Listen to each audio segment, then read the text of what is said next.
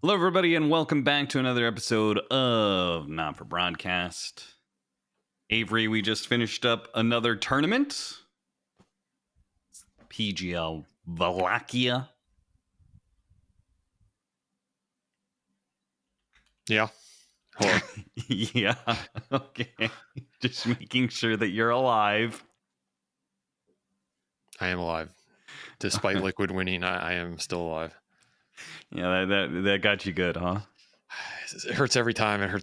But, you know, that's the life of the European cabal that owns Dota 2 at the moment. They're just too damn good. So, Well, what I can you mean, do? at least it seems to be a widespread cabal. There are a lot of members in that cabal because, Liquid won their first tournament of the year of this new season.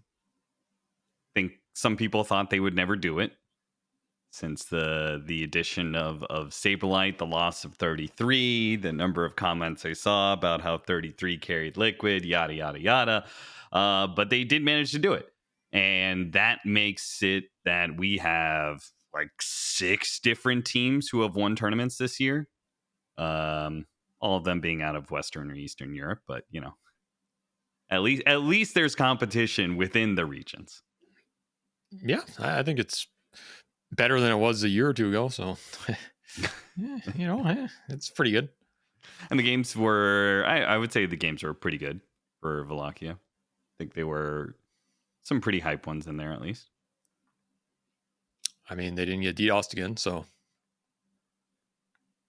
kudos to that. Wait, I thought Spirit did get DDoS. Wasn't there a really long pause? There was something with like lag on the server. I'm not 100% sure it was DDoS or not. Oh, okay. Might have just been server issues, but yeah, maybe they did. Who fucking knows? But yeah, Suns fan and Syndron got their podcast in, and everybody enjoyed that. So everybody won. You have anything to say about Liquid winning? Because I know you didn't have that in the cards. I do, but it's rolled into what I wanted this episode to be about. So I will say. Okay, what do you want this episode to be about, Avery? Well, I feel like we're in the middle of the season pretty much, right? We're halfway through the year after this Wallachia tournament. We've had some tier 1 events. We've had 6 winners. We're halfway to TI, a little over halfway to Riyadh, I think, dates-wise. I'm not on whatever. Who cares? We're basically halfway. So I thought we should do an MVP segment because I think Dota needs more discussion around who the best players are going to be for any given season rather than at any given point in time, you know? Because I think it's easy to just be like, oh, this team won this tournament, they're the best. And then a month later, this team won this tournament, they're the best. And then by the time you get to TI, it's like, did any of that really matter, you know? But I think there's still some players that are going to have standout seasons that maybe by the time they get to TI, they'll crash and burn, or maybe by the time they'll get there, they will have risen to the moment, right? The trajectory is an upward arc. So I want to do some player rankings here today in combination with the team rankings we did, and then we'll be able to revisit both the team and the player rankings right before TI and see whether those trajectories culminated or fell off. Oh, okay. So we don't normally do this. I've seen 1,000 comments asking about this sort of thing. People love their tier lists. People love lists in general. Not a tier list. Not a tier list. A power ranking. Not a tier list. Whatever you want to call it, right? People love this sort of thing. But I don't think it really fits too well to Dota specifically, right? Where like a lot of times you can call a player, oh yeah, they're one of the best 4s in the game right now. But sometimes that's meta dependent. Sometimes that is just like their heroes are in right now. Mm-hmm. That really helps. Sometimes it's the team that they're on sets them up for success where other teams would not do. So you got to be judicious. Right? Like if Quinn is going to be the best mid in the world at some point in time, you know, like 1 or 2 years ago, how much of that was his own skill, which is a lot. But 0. also how much of that was Game of Gladiator supports, you know, running towards mid every single game. Like 98%. Right? You know, like that's going to help, right? So I think it's usually hard to make those kind of judgments. So I feel like that's a disclaimer that we put out there before we do these power rankings. Do they think that's fair? Yes. My assessment when I was ranking these and thinking about them is I took a couple things into consideration. I had like 3 big factors for me. Obviously, there's a million ways you can rank players. I didn't want it to be simply who is the best player in the world because I think that's kind of silly. I think that's one of the three. Like, who is the highest skill or best player in the world, I think factors into it.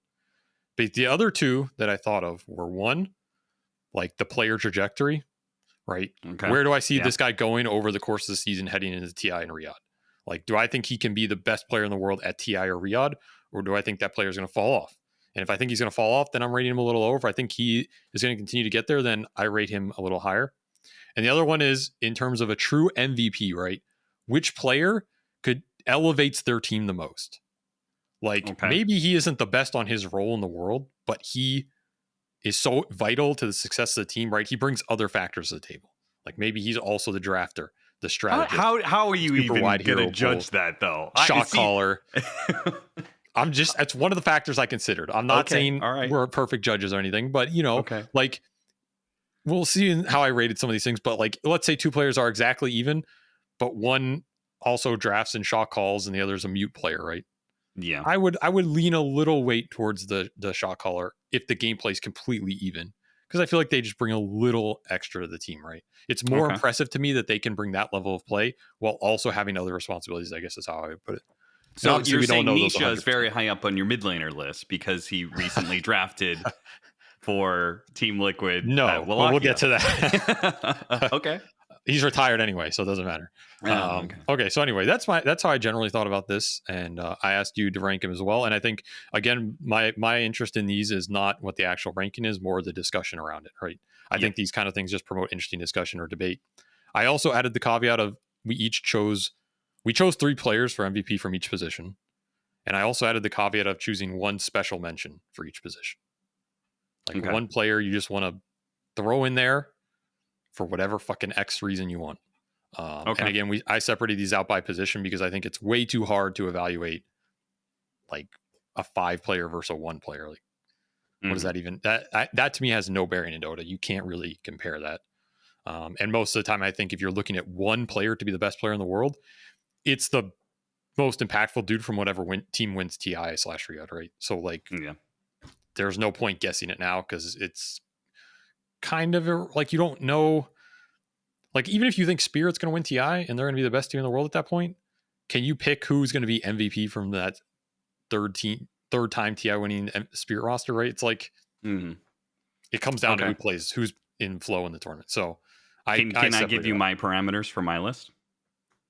Yeah, I mean, you can tell me if you have anything extra. My parameters were that it was mostly focused around this season. The only time that I ever really in my head included performances from TI or before that is if I felt like a player is like building on something, right? If they were hot before TI and they kicked ass at TI and I feel like they've continued to do so, that's, I feel like, just a trajectory up and up and up, right? If a player had a great TI, but I feel like they've been kind of whatever for the season, then I'm going to rate them as whatever for the season. So it's more of an average of this season. Recency, I feel like, last 1-2 tournaments, I did not want to put too much emphasis on that just because I know the season is really long for teams, right? And so some teams got to pace themselves, and I think that's fair enough. I did not put any of the extras in there. I did not really consider if a player was a drafter. I was just purely focused on what they did within their role, within their position. Okay. Fair enough. Okay. All right. So where are we starting? Carries or 5s? We've got to start with carries. They're the least important. So. Okay. All right. You want to go first or me? Or how do you want to do this list? You want to go back and forth? Yeah, I think we go 3-1. 3-1. 3-1. And then the mention. Okay. Who's your 3? My 3 is, so we're talking about carries. My 3rd position is Mickey. Wow. This is one of the players who has I feel like I'm going to include in that, their TI performance and so on, right? TI plus Bangkok, right? I think, and then also Wallachia. I think this guy is showing that he is really stepping into the leadership and just in general carrying the game. I feel like he is an active, solid force, and I just feel like he's just becoming better and better. So I think that, this guy's always gotten a lot of flack, and, being an aggressive carry, you do get that, right? You're going to get some of the flame, just like Durancio, just like Skeeter. You're going to get some of that. And I feel like Mickey is just becoming more and more consistent and simultaneously more and more dominant in this role. I think considering the fact that, again, this is a guy who went from the mid lane to the carry position in the first place, I really feel like it's just showing that as time goes on, he's getting more comfortable with the role. So it's pretty good arguments. Yeah. I just want to preface before I give any of mine that I think my choices are really going to piss you off. Okay. And I think they're going to piss a lot of people off. But I enjoy pissing people off, so fuck it, you know. And I'm like, for me, I was just like, man, I'm just in the world of Western Eastern Europe, so like I'm confused. Kind of, but okay, go ahead. Anyway, my number 3 is Yatoro. Okay, yeah. I think Yatoro is in the top 3, but I honestly don't think he has been prime Yatoro so far for me this season, right? Yes. I think he's come back. He's been a force of nature. This guy is always like a top 3 carry in the world. But is he the absolute best carry in the world right now?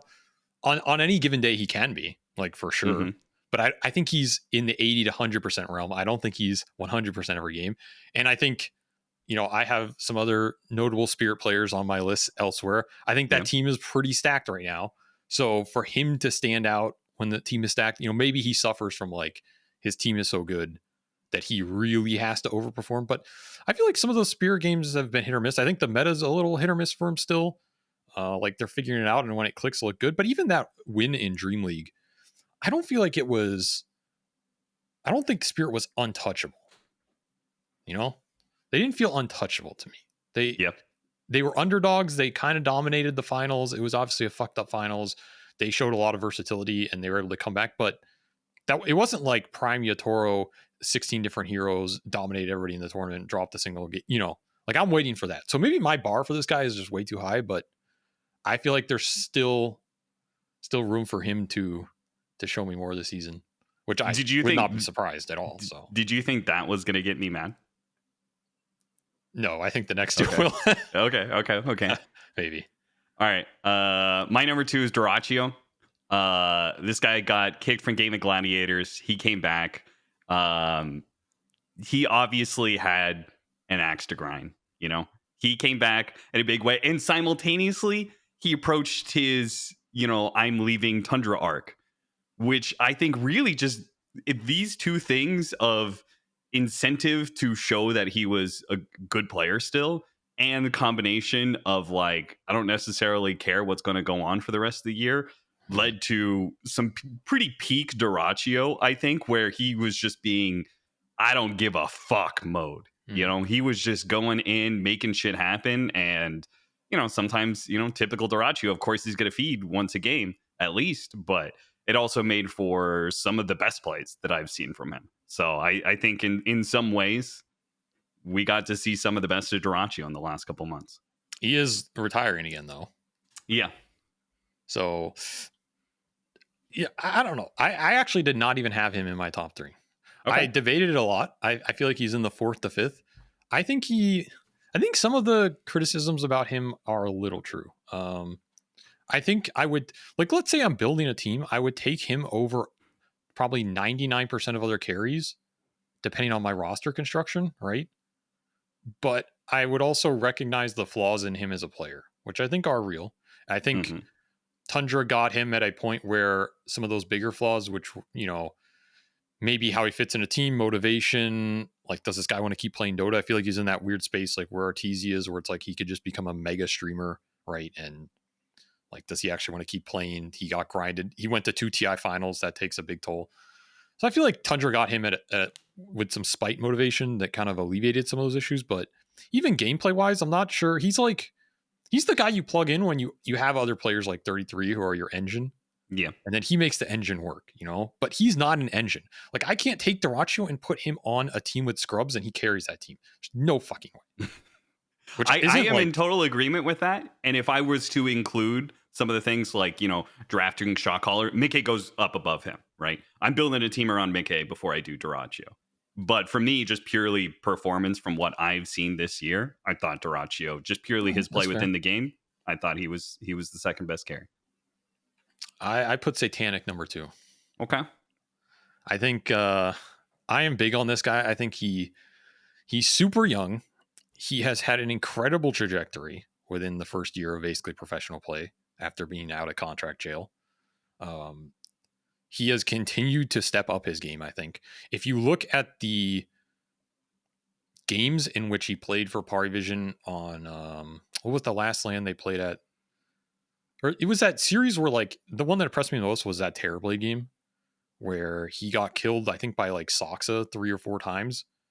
And then he just went in like beast mode, like something flipped. I thought he was going to tilt out of that game.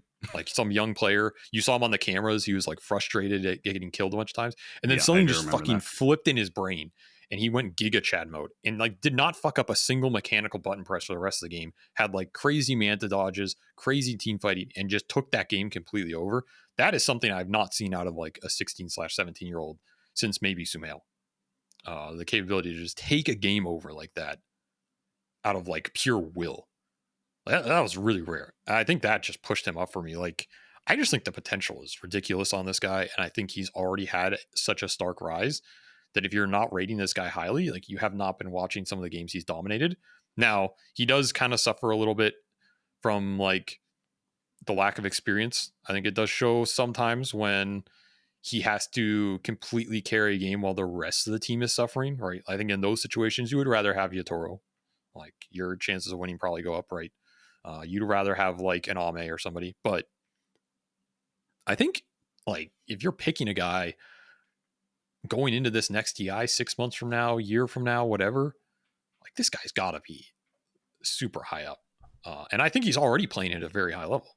Like, I don't think he's playing at a worse carry level than a lot of other his competitors by enough margin to overcome the other upsides of this guy for me right now. So I actually have him too, man. I have him too. I like it.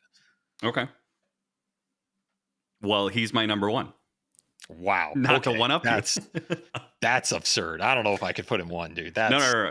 There is something missing in your argument for number 2 that made my argument for number 1. We don't know where the meta is going to go. Yeah. And I think the teams themselves didn't really know what was happening, right, with this new patch and everything. And I think the fact that my other people on the list, Duraccio, Mickey, aggressive carries, Satanic has shown that he could do it on both sides of the coin. And for me, I feel that's super valuable when you don't know where the meta is going to go, right? Because it's also like Yutoro's not on my list, right? The same thing there, right? Do I want to have Yutoro if it ends up we go to Riyadh, we go to TI, and we're back to, the Game and Gladiator Team Liquid, Do I want him in the finals? Yeah, sure. But do I want him for the group stage playoff run? Do I want Yotaro if we're going to be running Nature's Prophet, carry and shit? I think I want Duraccio. I think I want Mickey in that regard, right? I think I want Skeeter. So for me, it's the fact that Satanic has really managed to step into both sides of the coin for me. The fact that he's playing safe lane Broodmother and stuff, like I think that is super valuable. And for me, that makes him the number one of carries right now. That's actually a pretty good point. I hadn't really thought about that relative to the rest of the pool. I guess I just thought of him as like versatile, but yeah, if you're looking towards next TI, like that's a huge boon over someone who's like, if you're comparing him to Ame, right? Not to shit on Ame, but I feel like Ame he's a very slow carry player. He used to play faster on the old LGD, actually. I'm not really sure what happened. Maybe just like they're fooling around a bit, or they just prefer to, pick what they want and just go with it. But he used to play like on that LGD squad. They would push you fast. I remember his Wraith King at TI10. They would just bulldoze objectives with the old skeleton build and stuff. He'd go like armlet Deso, hitting your high ground at 20. That was like the stuff I really liked about him. I feel like that's gone away. So having a carry that can do that, I think that is one of the things that made Ame such a big threat at that TI10 was he had that versatility, and you had to be afraid of getting run over. You had to be afraid of him playing all this stuff. And I think he brought it back a little with like the carry Beastmaster we saw, right? The carry Lycan, like he was playing some of his offlaners, carry Tide. That stuff I think is cool, and they win games with it. And I think when they're playing that kind of style, Ame's versatility really shows. And I think it's one of his like hidden good traits as a carry. So I agree that does bump you up. I don't know. This Satanic guy, he's the truth, man. He's the truth. I believe what people are saying. Okay. But who'd you place over him? Okay, I chose this. I swear I was going to put this number one before Wallachia. Okay. but I had Mickey number 1. Okay. Despite my Liquid trash talk, I think I would have put him 1 even if they had not won Wallachia. I would like that stated, and I would like that believed for the record. Okay. Like, even if they got, I can say I believe you. I don't think the audience will, but fair enough. Yeah, this looks a little like, oh, you picked him because they won, but no, that pick comes later. I would have picked him no matter what, because I think if you watch Thailand, he was the best player at that tournament. Yep. If you watch TI, he was the best player at that tournament. Yep. If you've watched his trajectory over the last 2 years, like, I don't want to go too far back, but I think this year in particular, like, I'm not trying to include TI too much, but since that TI to now, he has leveled up the most of any player I've seen in the scene, period. I don't think it's fucking close. Not that he was like trash, but like, this guy he was like a solid carry player, and now this guy he is carrying games he has no business carrying. And the only reason you don't believe this is you're not watching this guy play or something. Like, I don't know. I think he gets a lot of trash talk still, and a lot of like haters, because they're just used to dunking on Mickey from the old days or whatever. And I used to be not too high on him like 3 or 4 years ago, which I think was fair. But man, if you watch what this guy's done in like the last 6 months or the last year, it's absurd. He is literally just outplaying teams solo. He is carrying games Liquid have no business having carried. He is putting world-class players on his back. Right? I mean, this guy he has truly had some 1v5 performances. I think he fits a lot of the metas really well. He's pretty versatile. Like, he's definitely going to suffer in the slower patches for sure. Yeah. But yeah, honestly, it's not too bad, I think, compared to like a Dyrachyo or a Skeeter. Like, I would rather have him than, I think, Dyrachyo. Maybe Skeeter's more in the middle too, but I would say yes. I would say Skeeter and Mickey are probably about the same when it comes to their hard carry potential. I mean, Skeeter, I think, is definitely better in a slower patch, but because he has like these Nagas and illusion heroes, it's pretty dependent on that. But honestly, Mickey, he can play like some traditional hard carries, you know. Like, you're probably not seeing him too much on Lightstealer, but he'll play the Morphling, he'll play the Terrorblade if he has to. I don't know. I just feel like this guy is having an MVP season, in my, like, the definition of an MVP season. And if they go deep again at this next TI, I think it's like an incredible stretch. And I think he's been doing it. The other thing that impressed me is he's been doing it while Liquid have been floundering. Like, yeah. Like, that team has been, before this Wallachia, they were struggling really bad. There's a lot of doubt. There's a lot of questioning of like, is this team going to do anything? They're shit without 33, right? There's a lot of pressure on them, a lot of trash talk. And even while Liquid was completely lost in the meta, unsure what they're doing, their offlane's losing every game, this guy was still owning. He was still playing super well and still carrying some games that they had no business winning. So, like, I don't know. I just feel like no one is overperforming as much as he is right now. Even if maybe you take some other carry players in individual games or whatever, I think it's reasonable. But I think in terms of overperformance at an MVP level, it's got to be him. Like, I don't think anyone's close, actually. Yeah, if you add in like things like he became the captain of the team and was drafting for the team until Wallachia, right? You add in the fact that he's always been a big shot calling voice, and I believe Boxy is another one, right? Yep. But we've seen Boxy is not having his greatest season, and that offlane in general is not having the greatest season. And I usually players who are having bad games are not as good at shot calling, right?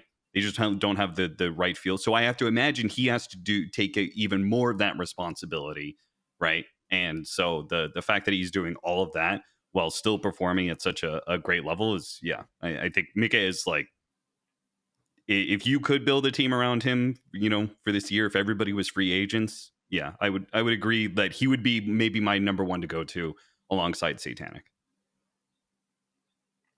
All right, I thought you'd be more mad at that choice, but all right, who's your? All right, honorable mentions. Yeah, the honorable mention. I'll give an honorable mention to Skeeter because I had most of my list, and there was one player that I was like, I feel like my gut is telling me he's playing pretty well, but I actually don't know for sure, and I wanted to take a look at some stats on it.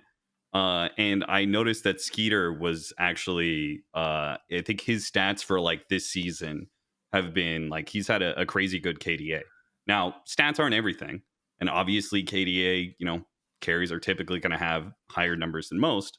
But the fact that I do think in some ways I probably am overlooking him, just because that surprised me how good his numbers were in that regard. So I think that's a good choice. The issue with Skeeter is he's just not flashy. He's like a glue guy. He elevates everything on the team. He makes your game easier to play. He increases your chances to win by a huge percentage, but none of it gets a highlight reel or it stands out, and that really hurts his like appeal in the mainstream, right? But that guy is absolutely a world class carry, and like he just does the work every game, man. He just does the work. He rarely fucks up, rarely throws, plays a wide variety of anything, and he sets the map up really well, which is a pretty underrated aspect. Because again, you can't see like a map setup highlight. It's like you see the gank happen and what as a result, but you don't see the guy who like helped facilitate that. So I think giving him credit is judicious. Okay, I chose Parker. Sure, because I think Parker could have had an MVP season. Yep, but he got dashed in his prime. Now, partially probably by himself. I will not exclude his own culpability here, but excluding whatever reasons or factors, I think we could have seen him be the best carry of the year. And unfortunately, we'll never know because he's been sent to secret jail or wherever he is now. Like he's in some toxicity jail that he can't get out of. So, I mean, that's life, that happens, but he was my mention because I do think he was playing at some crazy high level, like way higher than even he should have been. I don't know what the fuck this guy was on steroids or something. Like it was out of control. And he did win the first LAN for South America ever, right? He did. That is not to be underestimated. So I give him the nod, but okay, moving on to mids. I think this was the hardest segment for me. I wrote down 5 different names, actually 6 different names, because I just could not settle on players. Because I think there's different arguments you can make for a lot of different players in this. This was the hardest category for me personally. I thought a lot of the other categories were actually pretty straightforward in my head. Give me all 3 of yours. What's your 1, 2, 3? Because I think a lot of these mids are very close, and you can make an argument for any kind of order. Yeah. So let's just do the 1, 2, 3. Okay, so 1, Malrine, 2, Laurel, 3, no one. And then other names in the list: BZM, Nisha, Lorinov. Lorinov was like my honorable mention outside of like the top list. That's my honorable mention guy. That guy is obviously not in the top 3 conversation, but he would be an honorable mention because of the fact that I think his performance was actually keeping that squad together. Like I think he was doing a lot of heavy lifting for that team. So yeah, shout out to him for that. BZM looks like the best player in the world sometimes. Other times, like his inconsistency is just like way too varied to put him in the top 3 for me. But sometimes he is the best mid in the world, which is crazy. Nisha's the GOAT, but I feel like he's had a quieter season. Like obviously Ti was amazing. This Wallachia, he was fantastic. But I do think for Nisha standards, which are extremely high, this is the guy who's like been looked at as the GOAT for multiple years, right? I think his performance is actually a little bit quiet. So that's why I put no one, Laurel, and Malrine ahead of him. What's your argument for Malrine, number 1? So my argument for Malrine is I think he's actually the best performing player on Falcons right now. I think that some of the things that he's been able to do with the positions that he's been put in, some of the matchups that he's been put in, he manages to take that and turn it around. Thinking of like the Monkey King matchup, right, where he was just running around the map, making that sort of thing. And then on the other side of the table, what does he do? He goes up against Nisha, Viper versus Monkey King, and he just stomps the ever-living shit out of him, right? He plays the same matchup on both sides. One time, I don't remember, what that Monkey King, when he was playing Monkey King, who that matchup was against. But on the other side, he was playing against one of the best mids in the world. And he stomped it harder than I think I've ever seen anybody stomp it. Didn't they lose that game? Yeah, I think he did. But I mean, he's playing Viper. Like anybody who's playing Viper, it doesn't have culpability for the win or the loss of the game, All they have is culpability of the first 20 minutes and how far ahead they get their team, So I think Mallory is just the best performing player on Falcons right now, and I think he actually holds a lot of the reason for Falcons' success this season, which has not been the most. But I think the other players are, particularly Amar in the off lane, is kind of struggling to find its footing and where they exactly fit in this meta. All right. I mean, I agree with the Mallory being pretty high. I put him 2. I think So my issue with a lot of this mid ranking is I feel like there wasn't enough difference between a lot of these mids to make them stand out. Like I think you could make an argument for out of the top 6 mids in the world, like any 3 could be the top 3 almost on any given day. And so how do you how am I supposed to take one and feel like they're going to be the best player for the season? So I ended up just putting Nisha first because sure, again, why not? Before Vlaki, this has nothing to do with Vlaki. I swear, not every Liquid player is one on this. I feel like in a vacuum, they're all comparable. And so I rather just have him because he's more versatile and has generally been more stable. Okay. Like, if the meta changes, if the games get weird, if your team's underperforming, I feel like I'd rather have him, right? If my team starts to suck, I would rather have Nisha mid than no one mid, for example. I'm more confident Nisha might just carry me in some games than no one will. And I think no one's a bit more momentum dependent. I think Laurel is more like team chemistry dependent, right? I think you need a team with some like carry Giga Chads to bounce him out a little bit because I think he performs super well from kind of like that 3 position mid, but we haven't seen him play like 1 position mid in a long time. And I think maybe the meta is a little bit around that, in my opinion, still. So I think it hurts him a little, even though his gameplay is completely fine. I just don't think there's as much pressure on him to overperform in a lot of games, especially if I put him on a lot of other random rosters. So I don't know. I feel like a lot of these guys are just really close. I ended up just putting Nisha, Maureen, and BZM. I feel like BZM is still pretty, I think he has to be in the top 3 just because his highs are so high and the team is playing so well since they added him. And I think he was a big part of that. Like, I don't think you can look at how the team was playing with Lornoff compared to him and be like, he didn't bring something extra to the table with his hero pool and his flashy team fighting and his aggressiveness. Like, I think he's kind of he's like a Doraccio from mid. Like he has bad deaths and he has really bad games, but this guy also forces a lot of action and plays really aggressive and gets in people's faces. And sometimes that just wins you games you have no business winning, or can put you in a position to win a game. Like some of the Wind Ranger games, maybe he shouldn't be playing Wind Ranger, but he's like top net worth in a game that everyone else is just falling completely flat and giving you a chance to win. And I think that's like, he can sometimes have those performances that might just win you a game solo in a series. So that's like a nice ace to have up your sleeve. So I think he gets in the top 3 narrowly, but I think you could make a case for Laurel and no one in there as well. Laurel was the player who I looked the stats up for because I was like, I feel like Laurel is actually performing quite well this season. I feel really good about him as a player. And particularly since I feel like, Yotaro maybe is not the best carry in the world in this exact moment, right? So I feel like he's doing a lot for the team. And I think he was like, of this patch, I think he was like second highest KDA of like the tier 1 teams who are playing a lot of premier games. Yeah, he's been playing really well. I have nothing wrong with his gameplay. I just think I haven't seen him carry a lot of games. The TI run where they won, I think he was playing better for me. He was actually just owning some of those games, like straight up owning them. I think he's just been playing very solid and playing very stable, and I don't think there's anything wrong with that. Maybe it's just what the team needs and wants, and perfectly fine. But I don't know if I would want to plug and play him into any roster over some of the flashier higher upside mids, I guess. Maybe that's my personal preference too. But I think I would not fault anybody putting him almost anywhere on that list, like depending on your preference in a player. Okay. That said, my honorable mention, my boy Sumail from Enigma Galaxy, I think deserves a nod on this list because that team has been in the dumpsters for years. They have had almost nothing going for them. Everybody shits on them.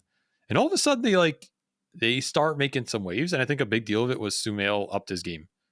Like personally watching them games, I think he was starting to return to some of the old form of just dumpstering people mid. and going like 10-0, 10-1, super confident picks on sort of off meta heroes like Leshrac when it wasn't as popular and stuff like this, and just playing his style and owning.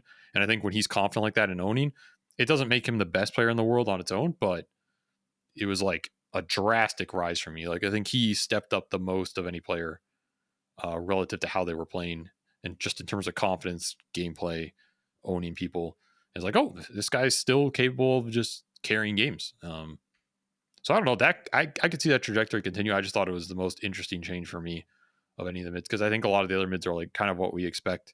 I think you could you could put no one in the top 3. You could also give no one the mention because he just made a resurgence in the last year. But I feel like that's kind of gone.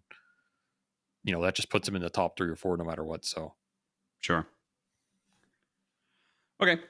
I do think there is I think there is one thing I've noticed. I feel like your list is more forward thinking. It's more, this is a list for like the future sort of thing. And I feel like my list is a little bit more just like whatever's happened this season sort of deal. Offlaners. Right. Who's your honorable mention for mid?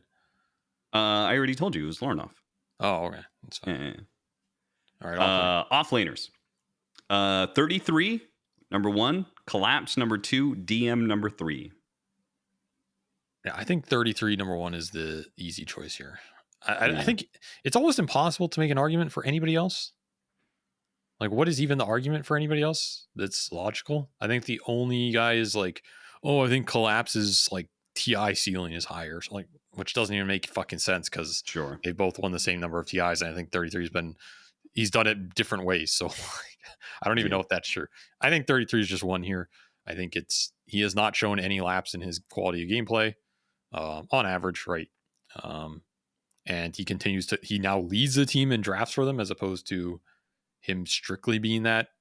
Like, I know he kind of was that at TI for Liquid, but he built his own team. He made roster changes. He's made every one of these versions work to a decent, like, the guy's obviously just a beast. He's continuing to play like a beast. He's like, I think he's the player that applies the most pressure both in the draft and in the game from the offlane, which is what makes him so difficult to play against. Yeah, I think he's reached the same level as Amar had at his peak of like player hero combination fear in the draft, right? We got to take this guy's doom out, etc.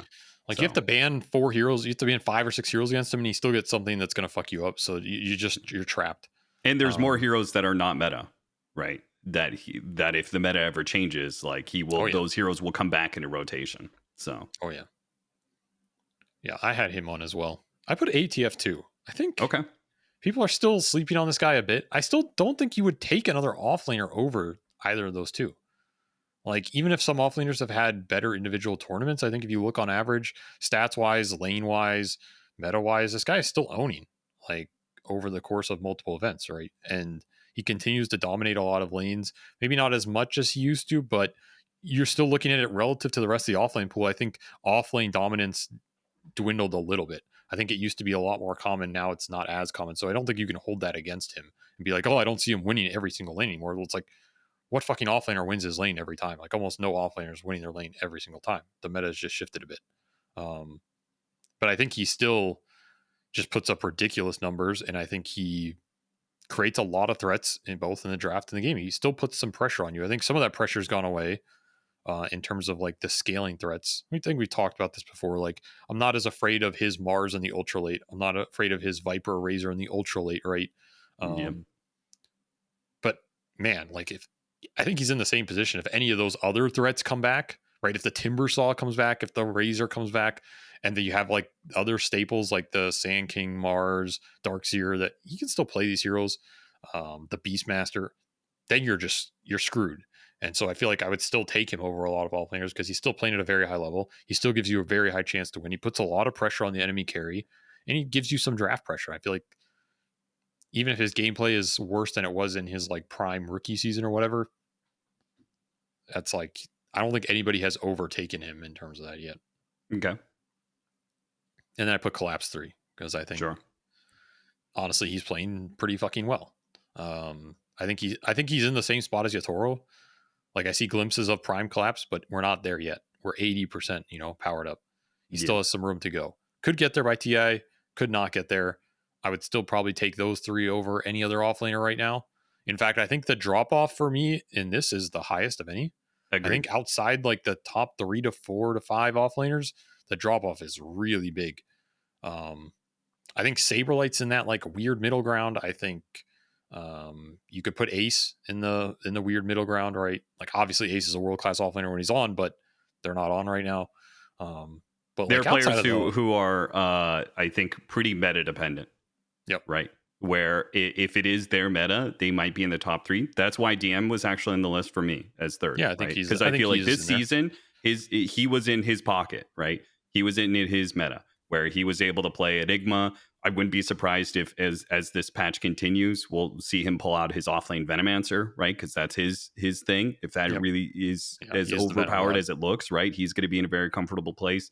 He's playing the offlane Phoenix, right? And then he's playing some of the melee initiators still, right? Centaur, Tidehunter, Darkseer. Darkseer is a good one for him, right?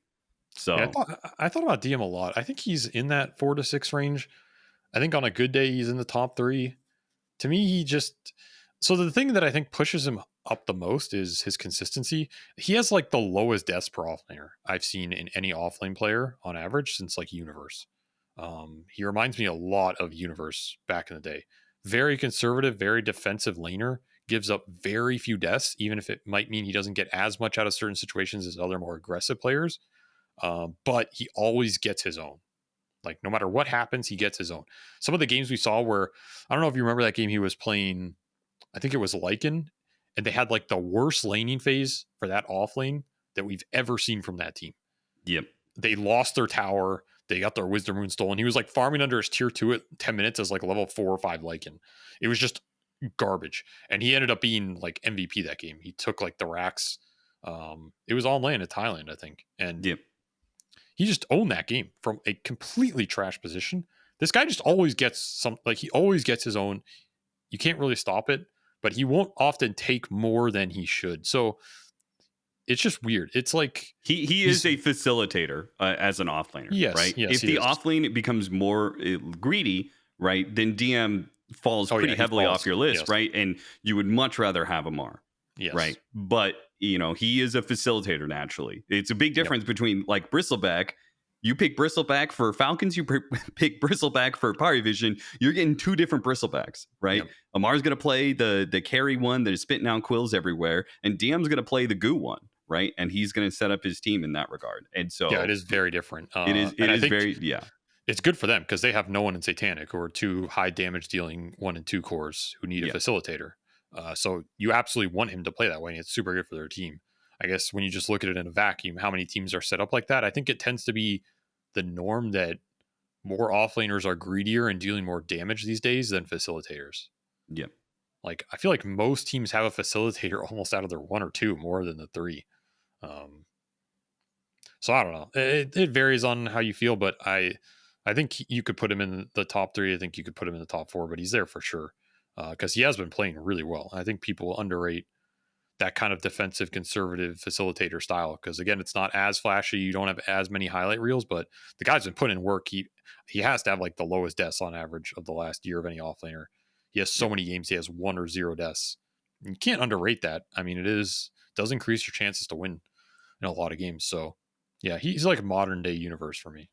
But that's a good example of the difference in our list, right? If we're looking at like, what am I expecting for TI? Like DM is not in that list, right? Amar is in that list. That's why I tried to average all of this stuff. I didn't try and lean too heavily. I think it's fine to lean one way or the other, but yeah.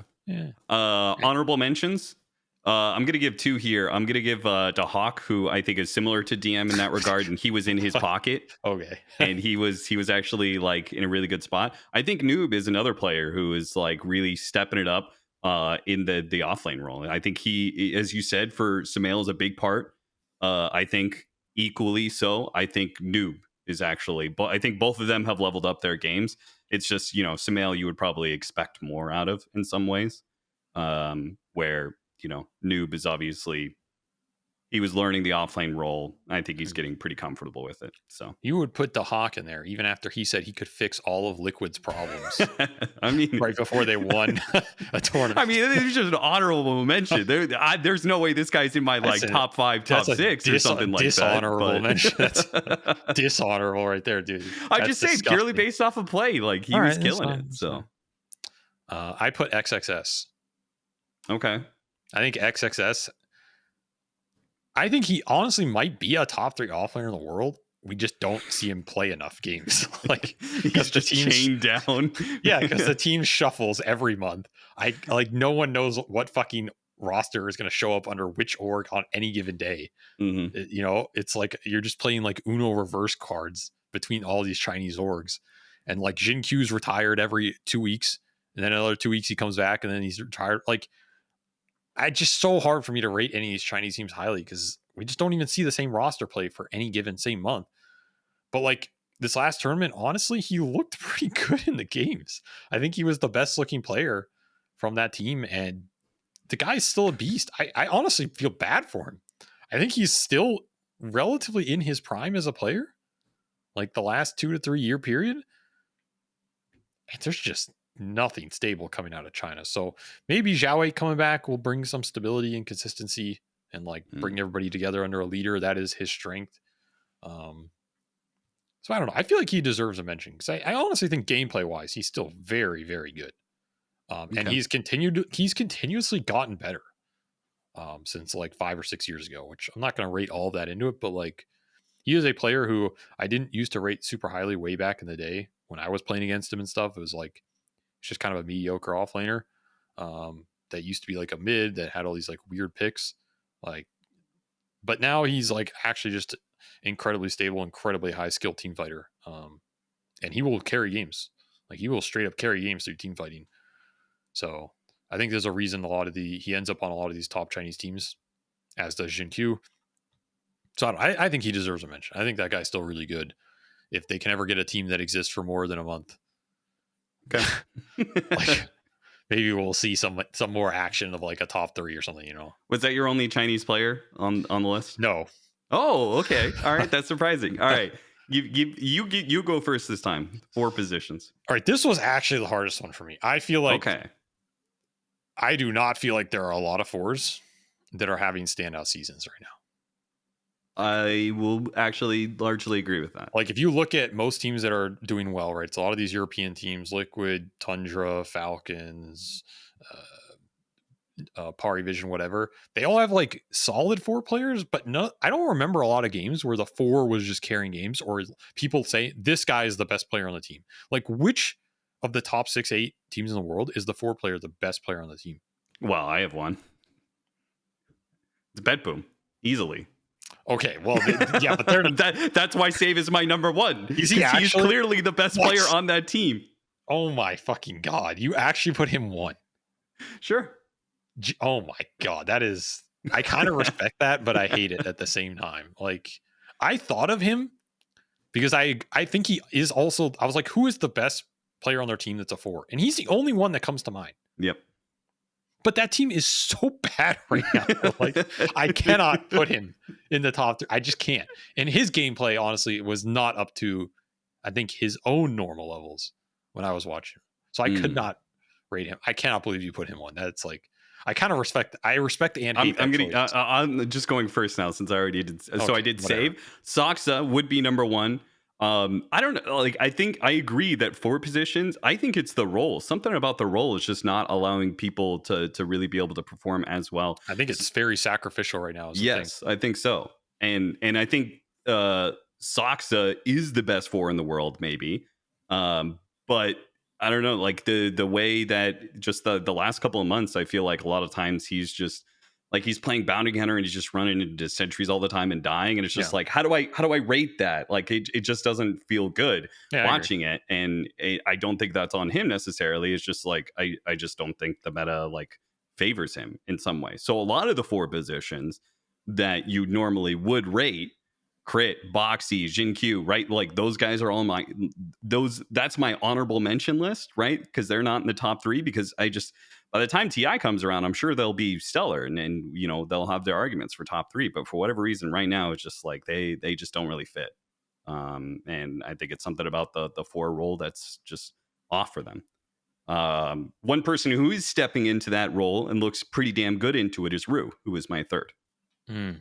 So I think that actually maybe gives credence to the fact that the 4 position role is a little bit different than it has been in the last few years. I can't exactly pinpoint what it is, but the fact that there's a guy stepping into the role, or, you know, is like new on the tier 1 stage and looks really good at it, may say something about the fact that it's just a different kind of game style.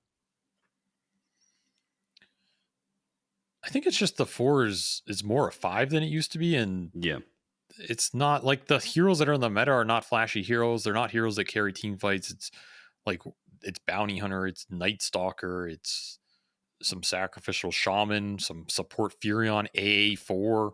It's like, what the hell is going on? It's just a weird pool. So I think that hurts a lot of these guys too. It compacts the field a lot more. And fives are definitely getting way more love than 4s right now. It's just really hard to see the 4s stand out. They're doing a lot of small things. You'd really have to like study and analyze these games, and maybe a lot more of it comes down to map movement and shot calling, which is also something we don't necessarily have privy to, right? Yep. Like how many calls did Crit make that won Falcons a game versus Boxy? Like, who the fuck knows, dude? Sure.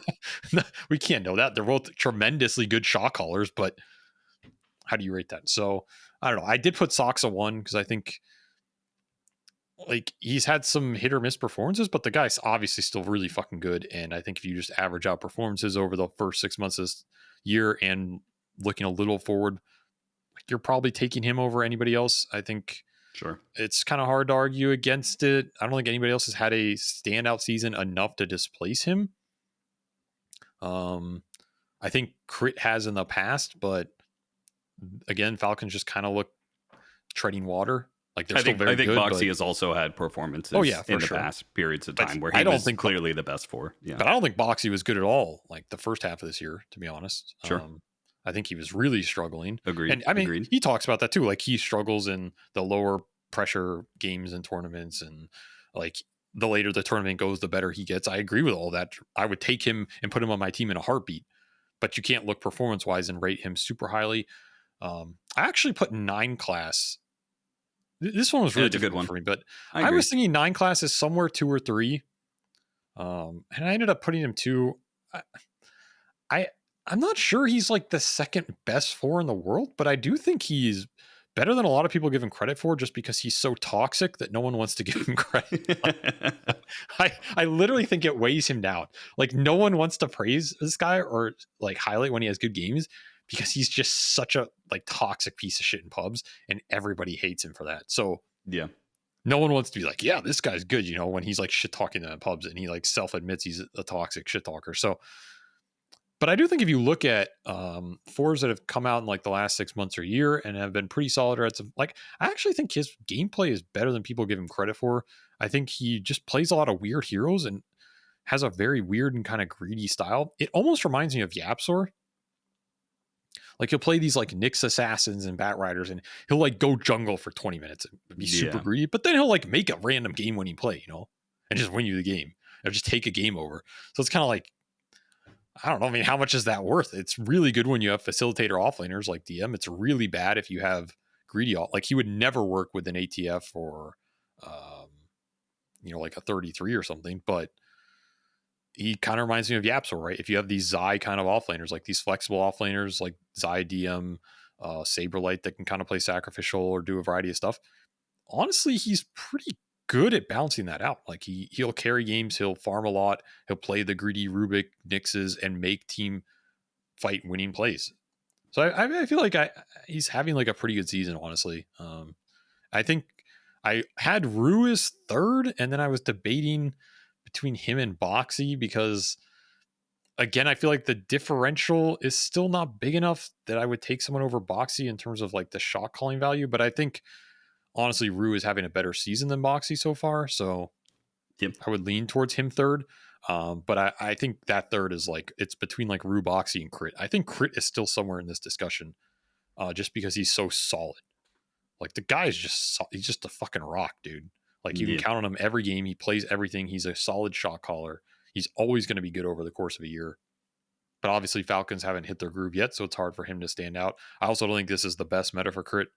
I think it's like a really weird one. Like I don't think any of his heroes are that in the meta.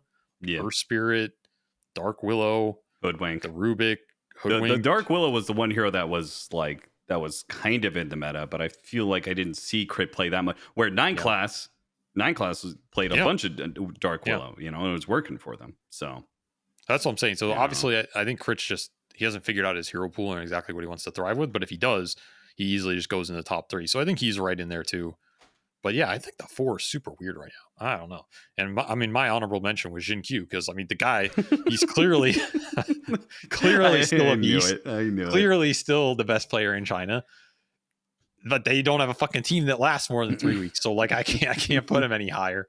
I hope they come back. I still think that Jin Q XXS duo is tremendously strong and powerful if they have a stable environment. That's the last time I'll say that, but yeah, I threw him in there because I think the guy's still really good, honestly. I don't know. Maybe I'm just biased, but yeah, hopium.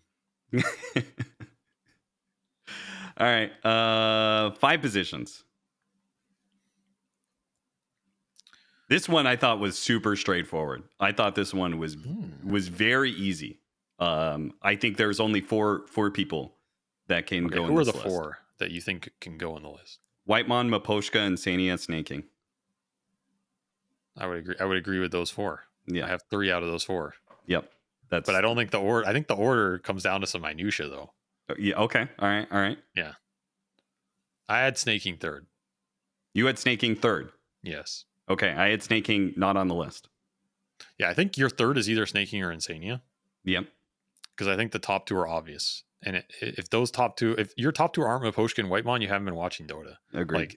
This was the easiest top 2, I think, in the entire list. And the drop off from those 2 to the rest right now is there's a gap. I'm not saying it's Mariana's Trench or something, but it's a gap for sure.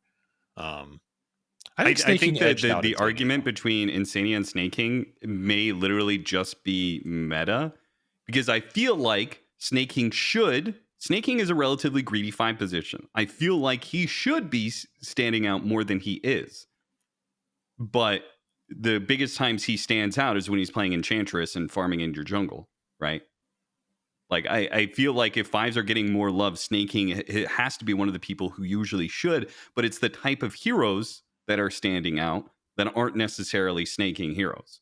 Whereas I do think they trend a little bit more towards Insania and Maposhka's hero pool. And that is why, for me, Snaking's 4th and Insania is 3rd. I think if you just look at numbers and performances in games, I think Snaking's just had a better season so far than Insania. Maybe excluding that TI run. If you want to include that, sure, but kind of excluding that, I think this guy's still underrated. He's really good.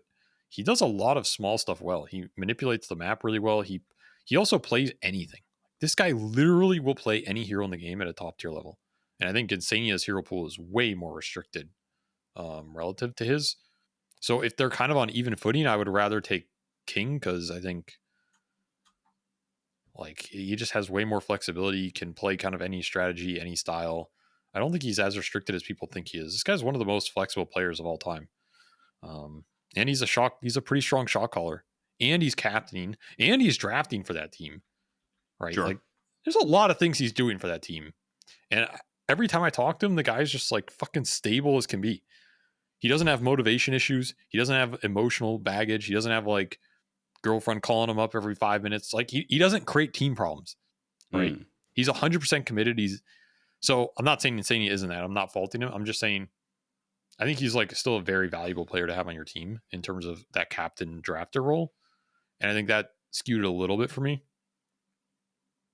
And I also think that skewed my 1 and 2, because I think when you evaluate Maposhka and Whitemon, I think Whitemon has had a slightly better season gameplay wise, but I think if it's that close and Maposhka is literally drafting, strategizing, talking during the draft, talking during the game, doing all of this shit, and his gameplay is arguably at a level that's close to Whitemon's, who doesn't have to do shit. Okay. I'd give the nod to Maposhka and I put him 1 because I think it's a little more impressive that not only is this guy doing all of that for a world-class team, but to me, his gameplay has been almost equally ungodly. Like I think Whitemon has been the best player gameplay-wise of the season. Agreed. So I'm not of saying 5 positions or in general? Of 5s. Yeah. Maybe even of Easily. general. I think there's an argument you could say he's been the best of everybody in general, but I think Maposhka has had some games that were like god tier games, absolute god tier games in finals, like the Bane game in the finals and stuff, right? Like this guy's just playing super fucking well, and he has carried some of the games for them, like straight carried it from the 5 role. So I don't know. I think it's pretty hard to evaluate which of them is 1, but I give the slight nod to Maposhka because he's just doing so much more on top of that. Like I've been in that seat and I know how much time and effort and energy it takes to do all of this other drafting and prep and strategizing and like picking and all of this stuff. And that always takes away from your gameplay. So for him to have gameplay that is even like in the same league as Whitemon, who is just operating on a completely different level right now, is like, I don't know. This guy's having some fucking crazy season, you know? I feel like he just has a fuck ton of stats, like off the page stats, right? That aren't going to like, it's just, I think you have to respect that. Yeah. But I will say Whitemon is having one of the best 5 gameplay seasons I've ever seen in my career. Yeah, I think if the fact that you can throw him in the argument as play wise, doing the best of any players in any role from a 5 position, is crazy. And I think that is what clears. Like it's for me, it was just like I saw this list and I was just instantly I put Whitemon number 1, put Maposhka number 2 because I do agree that he's playing better than Insane and Snaking. And I don't know, for me, Whitemon, I agree. All the other metrics outside of the game all weigh towards Maposhka's favor, but inside the game, man, nobody touches Whitemon. I never had so much confidence in a 5 positions impact in a game. When I see the player hero combination in the draft and I go, oh, like what is he going to do to contribute to the win condition? I've never had so much confidence in Whitemon. Has there been another 5 at that level? I think literally the game didn't support 5s being able to have that kind of impact for a really long time. So historically speaking, you're only talking about like a few years where you could make that kind of call. Like maybe you would have maybe player hero combinations, right? Oh, Puppy Chen, right? Oh, this guy's obviously going to do some amazing things inside the game, right? And he is obviously going to have a really positive impact towards the win condition. But you couldn't say that every single game because you wouldn't get Chen every single game. I think probably at like in those first few TIs and Puppy's absolute prime, he probably had a similar differential compared to most other 5s, right? Like he was probably almost equally untouchable.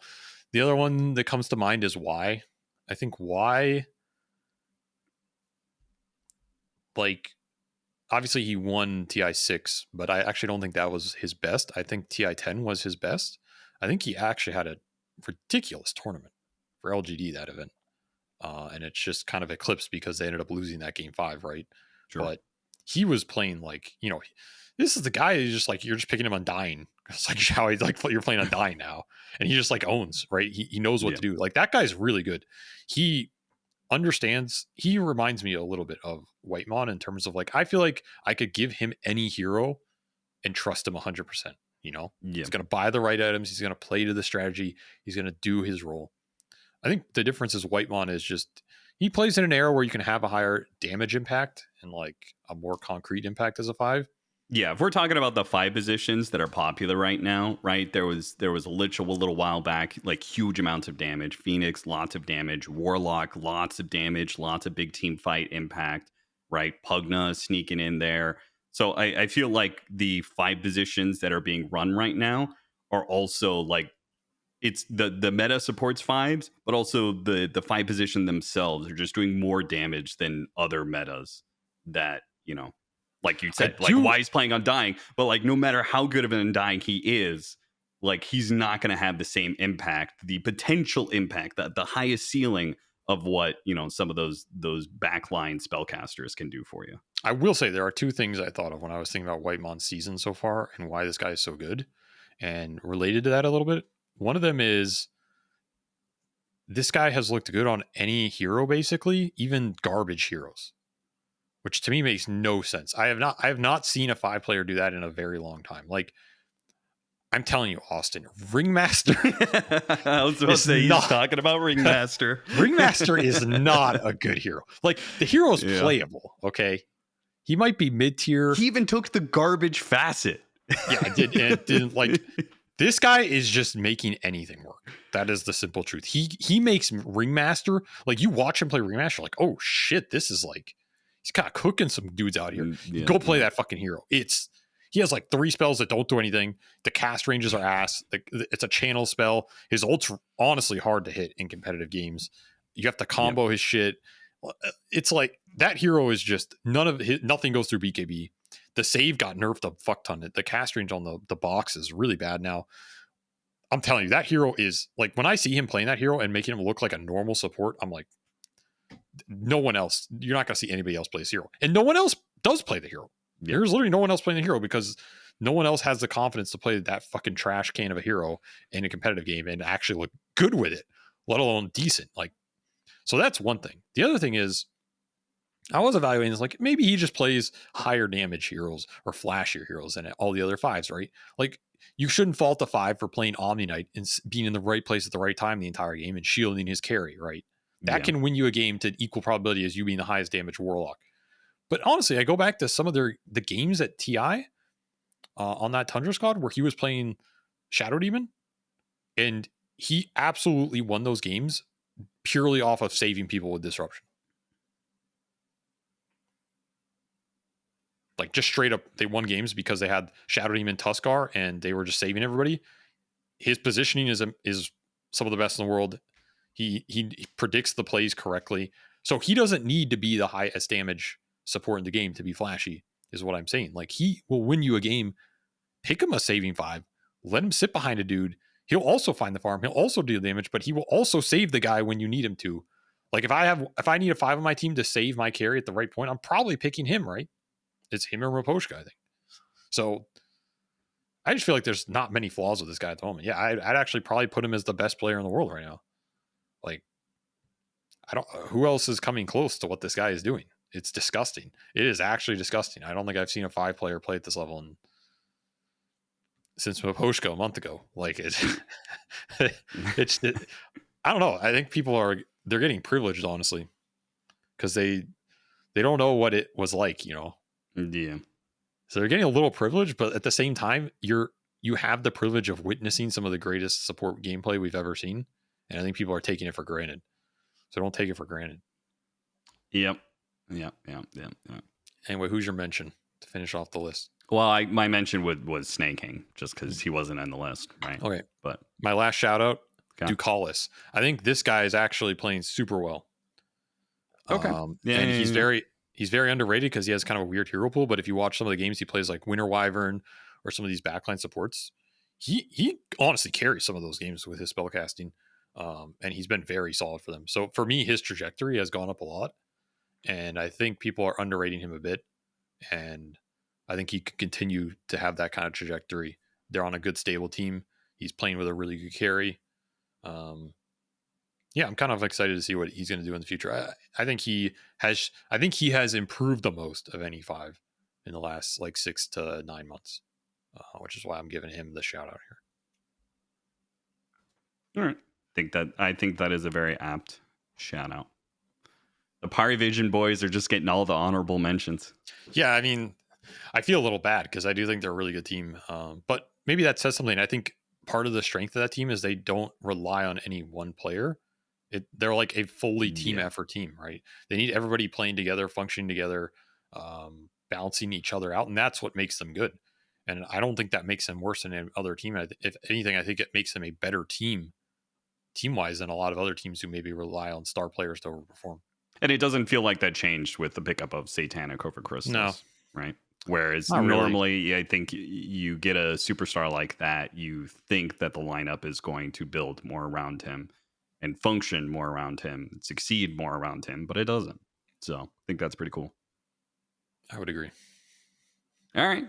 Well, that's our power rankings. Looking forward to very angry comments. Oh yeah, or very happy comments. Actually, there was a lot of people who were very supportive of the last power rankings that we did. But I'm still looking forward to calling somebody out. Yeah, I mean, I know that the last time we did power rankings, those power rankings ended up getting power ranked on your other podcast, Austin. So this time I made sure to put Liquid players very high up so that when Insania gives his ranking on these rankings, which will inevitably happen because you're all content thieves, that he will have the light shined favorably upon him because he'll go, oh, look, my boys are up there, but I did not put him there. Because go fuck yourself. Avery, we actually we forgot a role to power rank within. Oh, coach. Right. I think we do the typical analyst power ranking of coaches and give a lot of credit to coaches that we don't have any idea how much impact they have on the team. So I'm immediately going to say Silence my number one because I think that guy just does so much for team spirit. I think he. Like drafting, the analysis he gives is really to the good. team. I can't tell if this is ironic or not. What's happening? He is really good, pick? but what do you know that he's actually contributed to the team? He's won 2 TIs. Of course, he talks. Of course, he's draft. good by the nature of that. But he must be doing something. I'm just saying. I'll tell you who's won. Blitz is number one because his team won a LAN when he wasn't even there. So this guy is like. A fucking guru god. If you can coach your team into winning a LAN without you even being there, that's like some telepathic that just makes him the ultimate coach's coach. Like he has coached the other coaches into being successful coaches. Like his coaching team is more successful than a lot of other organizations' teams. Like it's fucking out of control. And number 2 is Jabs because that guy just won a fucking LAN. So it's probably him. Third, we'll put KP, fucking round it off, give it all to the Liquid boys. Now they'll really have me high on their list. I'm sure Bulba's in there somewhere. All right. I don't know who. I mean, who is the most valuable coach in the world right now? Serious question. I mean, isn't that just like we have no idea, and we will very likely never know. And you probably can't even even if you had players' input. You would have to collate all of players, what they say about their own coach, because they can't even necessarily judge what other coaches do for those teams. Yeah, you can't really do it. It would just be an impossible affair. But, AUI 2000 is really cool, so that's why. Yeah, I'd he's take the AUI. Best coach to ever do it. It's true. Nice. All right, thank you for watching another episode of Not For Broadcast. Looking forward to what we're going to be talking about next week because, I guess there's this Fisher tournament that's going to be starting in a week or something like that. But other than that, we don't really have too much going on until Raleigh, which, Avery, you and I are going to. Yeah, it just got announced today, actually, like an hour ago. NA LAN, baby, with some NA talent. It is perhaps the last North American LAN ever. Maybe. For Dota 2. We don't know. So, shouldn't miss the opportunity. We'll be there. Hope to see you guys there. If not, we'll see you guys on the screen. Goodbye. Thank you for watching.